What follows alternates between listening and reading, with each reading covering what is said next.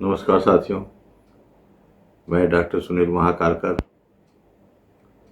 आप सभी का स्वागत करता हूं। आइए आज हम हमारे चैनल ज्योतिष और हम में पंचधा मैत्री के संबंध में जानकारी प्राप्त करते हैं। इसके पूर्व मैंने आपको एपिसोड नंबर 11 में नैसर्गिक मित्रता शत्रुता के बारे में जानकारी दी। उसके पश्चात एपिसोड नंबर 12 के माध्यम से ग्रहों की तात्कालिक मित्रता और शत्रुता के बारे में भी जानकारी दी। दो प्रकार की मित्रता और शत्रुता के बारे में आपको जानकारी प्रदान किया। जब भी हम किसी जातक की कुंडली का अध्ययन करते हैं, विश्लेषण करते हैं, तो प्रश्न ये उठता है कि ये दोनों प्रकार की मित्रताओं का उपयोग हम किस प्रकार से करें। जब हमको किसी कुंडली का विश्लेषण करना है, सूक्ष्म निर्णय पर पहुंचना है, तो कैसे करेंगे हम? तो इसके लिए विद्वानों ने इन दोनों मित्रताओं को ध्यान में रखते हुए एक तीसरी मित्रता का निर्माण किया, जो कि इन दोनों के संयोग से ही तैयार होती है।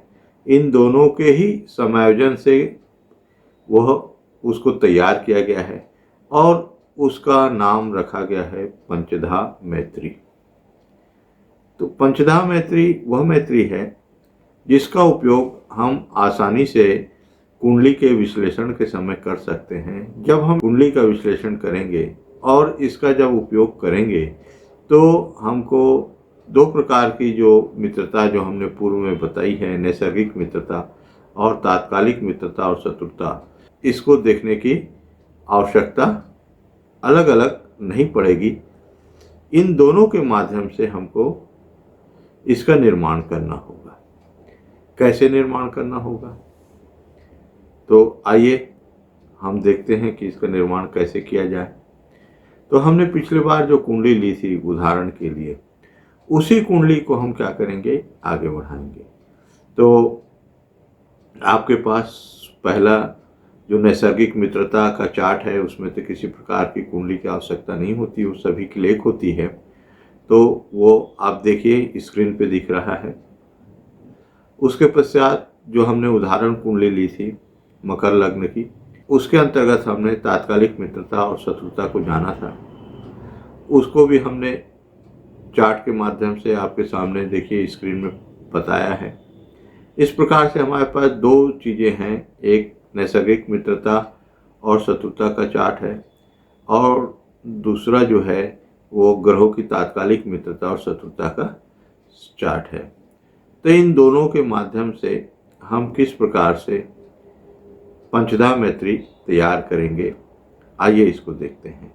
तो पंचधा मैत्री के लिए सर्वप्रथम हम एक सूत्र आपको बताते हैं। सूत्र भी देखिए स्क्रीन में आ रहा है। इसको देखिए आप। नैसर्गिक मित्र धन तात्कालिक मित्र बराबर अधिमित्र।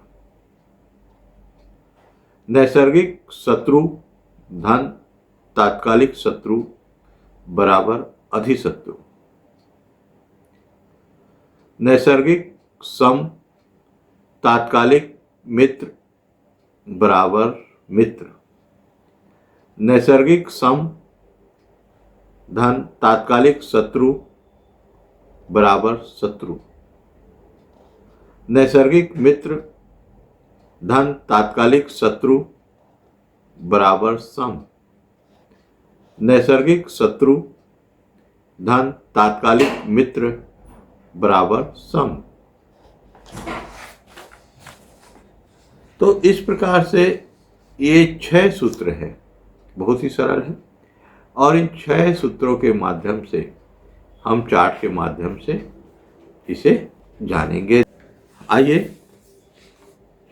हम पंचधा मैत्री बोधक चक्र तैयार करते हैं और हमारा जो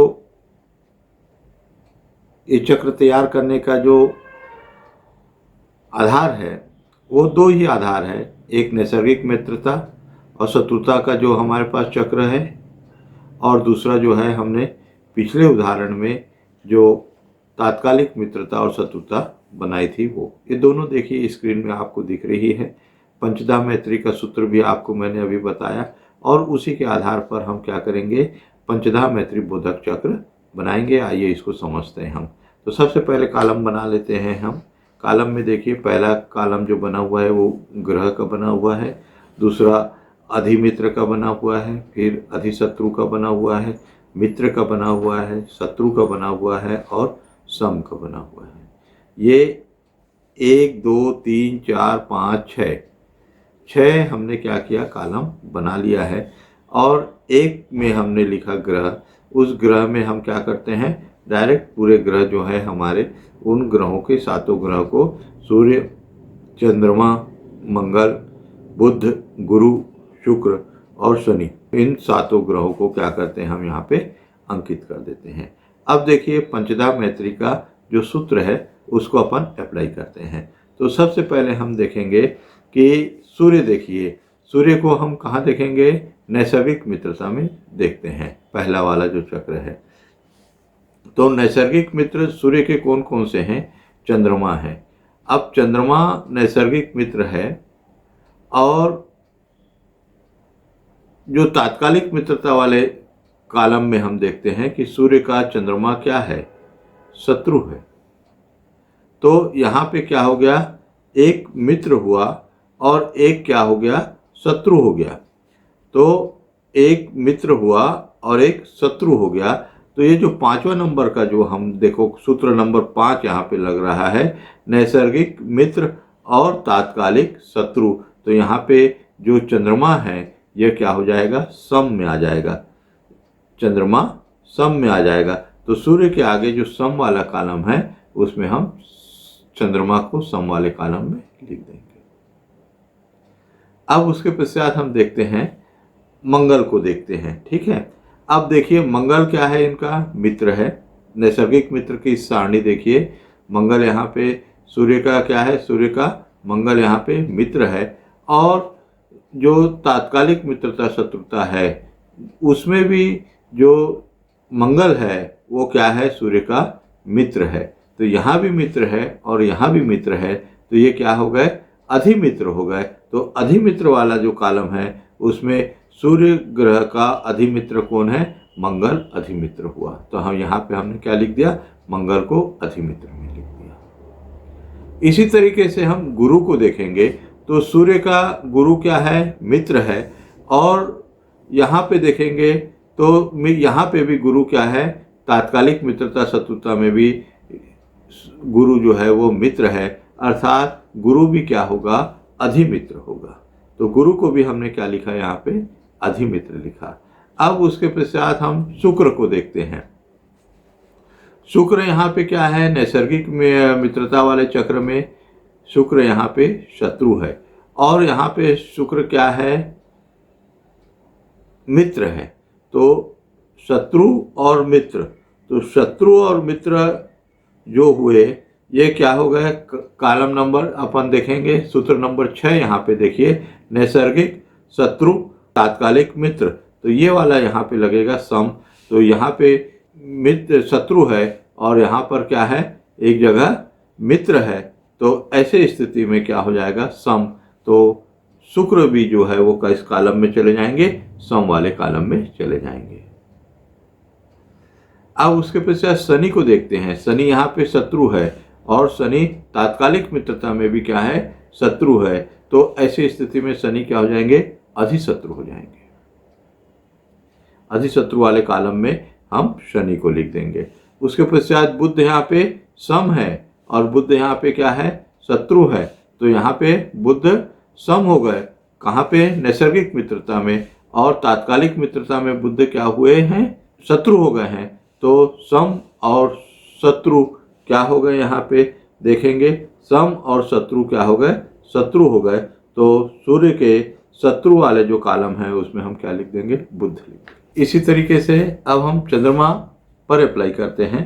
तो चंद्रमा लिख देते हैं। चंद्रमा के बाद हम देखते हैं कि नैसर्गिक कॉलम में आते हैं, चक्र में, तो चंद्रमा के सूर्य और बुध क्या हैं, मित्र हैं। और तात्कालिक मित्रता शत्रुता का जो चक्र है उसमें देखते हैं तो चंद्रमा जो है सूर्य और बुध क्या है, शत्रु है।